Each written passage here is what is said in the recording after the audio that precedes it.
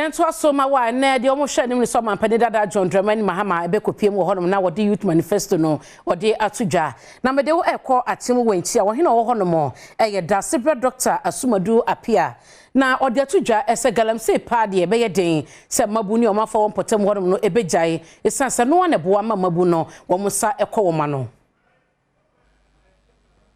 da Sibra Asumadu Apia Akyem Wenchi hene wode atudwa se wonum krom honom no se woyi galamsey eto nchen a edwuma bia ni honom a emabunu no enya ye ne senti sempanyinfo ye wonum adwene se obi galamsey efri honom a enya de se beboa wonum kura abra Dr. Bawumia ede ne constituency campaign to awoye ewapuye mantam ekọ na so ye ewa Akyem Wenchi ekochia no enu rei ede sanse mi tudwa accept it right here see you put it many and you know why galamsey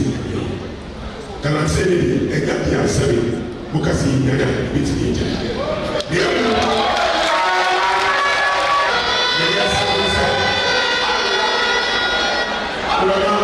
papa and in the papa and the first you very galamsey and on yes some of us are share papa and we're family say community mind Dr.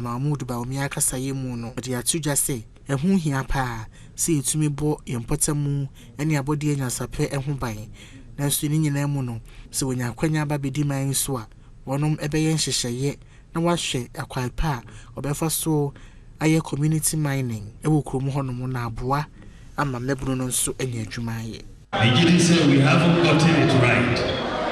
Some policy on small scale mining. Maybe my dream is say young poor small scale miners. Young poor them take out the way to mano. Na omoye year Ghana so ebe. Yebe changing licensing regime to make it easier so that the government behind your licenses to work. Illegal mining, no, it comes because licenses are difficult to get, so they don't even bother. And yes, sir. So the licensing regime, no, we are going to really change the licensing regime so that the miners going to be licenses to work.